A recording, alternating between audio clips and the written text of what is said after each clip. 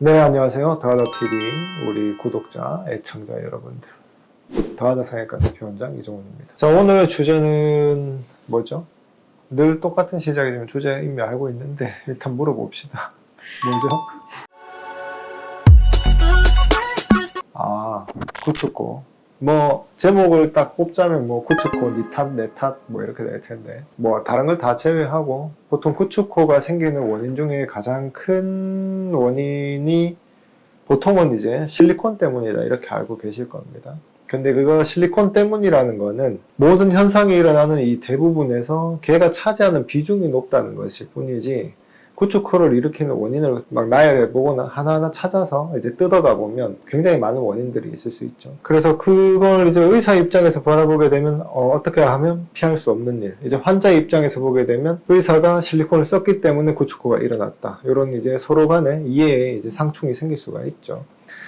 근데 일단 저는 오늘 이제 말씀드릴 건 뭐냐면, 구축코가 어떻게 일어나느냐, 그 원인이 어떤 것들이 있는가를 나열해보고, 그래서 구축코의 원인은 이렇게 있을 수 있으니까 서로에 대해 가지고 어떤 너무 의견이 대립되거나 서로에 대한 어떤 오해가 없었으면 좋겠다, 이런 이제 입장에서 오늘 영상을 찍으려고 합니다.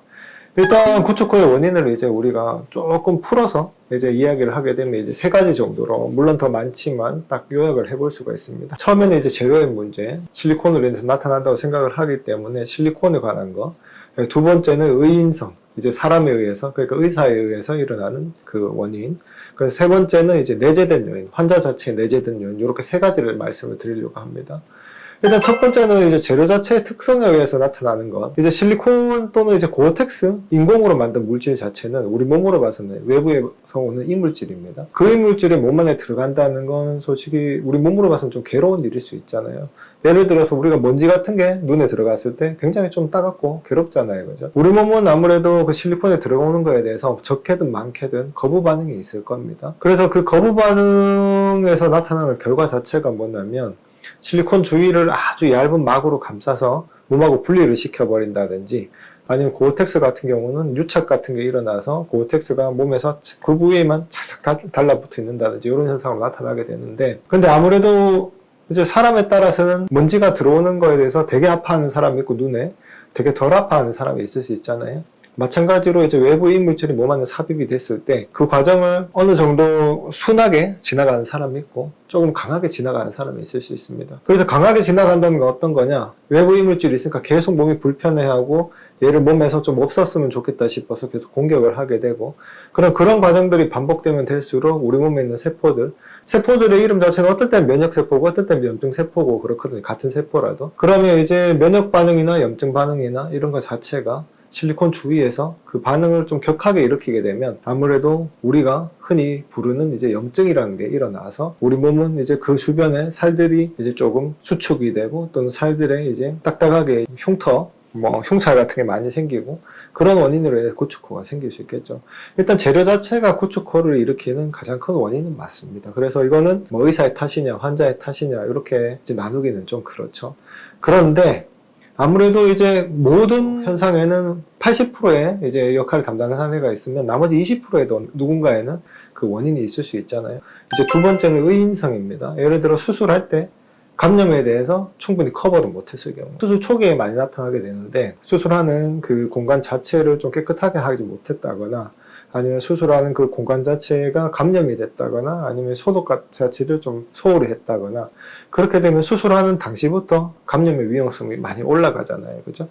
그럼 일단 그 감염 위험성이 올라간 상태, 이제 오염이 된 상태에서는 아무래도 처음부터 염증이 생길 수밖에 없습니다. 그리고 수술해서 초기에 염증이 많이 생기는 경우에는 대부분 이제 수술할 때 오염 또는 감염 이런 거에 의해서 생길 가능성이 많으니까, 물론 환자의 반응 자체 처음부터 굉장히 격한 사람이 있을 수 있습니다. 우리가 급성 알러지 반응 이런 것도 들어보셨죠? 그럴 수 있지만 초반에 염증이 생기고 난 다음에도 구축코가 올 수 있습니다. 실리콘을 제거를 하고 해도. 그래서 그럴 때는 이제 의인성으로 이제 오염이나 감염에 의해서 초반에 오는 거는 생길 수 있는 거고, 그리고 환자 측에서도 원인이 있을 수 있습니다. 그게 어떤 말이냐면, 수술 자체는 우리 몸에 상처를 내는 겁니다. 상처가 빨리 회복하기 위해서 어떻게 해야 되죠? 편안하게 있어야 되잖아요. 상처 쪽으로 영양이 잘 전달이 돼야 되겠죠. 이거를 감당하고 있는 게 뭐냐면, 우리 몸의 혈관들이 1차적으로 상처에 영양분을 공급해주고 그 상처가 낫도록 하는데 뭐 항생제나 아니 약이나 이런 거 배달해주는 가장 큰 역할을 하게 되죠. 근데 이제 그 혈관에 영향을 줄 수 있는 어떤 환자 측의 요인, 예를 들어서 헤비 스모커, 담배를 굉장히 오랫동안 피신다거나 수술 전후반으로도 담배에 대해서 끊지 못한다거나 아니면 일단 술이나 아니면 이제 그 상처 주위에 뭐 자극을 좀 심하게 준다든지 아니면 평소에도 코를 이제 조금 자극을 많이 주는 습성이 있었다거나 아니면 코 안에 또는 코의 바깥에 여드름이나 이제 피지로 인한 낭종들 이런 게 많이 생기시는 분이나 그런 경우에는 이제 우리 상처가 났는데 조금 안 좋은 이제 요인을 가지고 있는 거잖아요. 그죠? 그로 인해 가지고 염증으로 가는 경우도 있습니다. 그래서 이제 구축코의 원인이라는 건 크게 보면 이제 실리콘을 썼을 때 나타나는 경우가 굉장히 많기 때문에 그 실리콘으로 인한 게 맞다고 생각을 하시면 되지만 거기에 보태서 이제 의인성 요소들 그 다음에 또는 이제 환자분의 어떤 컨디션 또는 환자분의 생활 습성에 대한 어떤 요소들 다 같이 보태서 그 하나의 구축코라는 현상을 만들어 간다. 또는 그 형태를 만들어 간다. 이렇게 생각을 하시면 되고 사람은 누구나 이제 자기한테 어떤 일이 생기면 원인이 무엇인지 그걸 찾고 싶어 하잖아요. 그죠?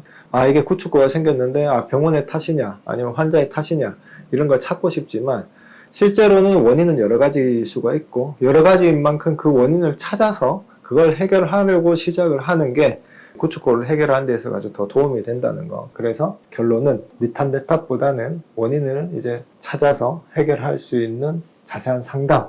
물론, 과다 성형외과죠. 이것도 너무 그렇지. 그 원인에 대한 자세한 치료 방법 등을 먼저 상담을 하시는 게 더 나을 것 같습니다. 이상 더하다 성형외과 대표원장 이정훈이었습니다. 다음에 또 만나요.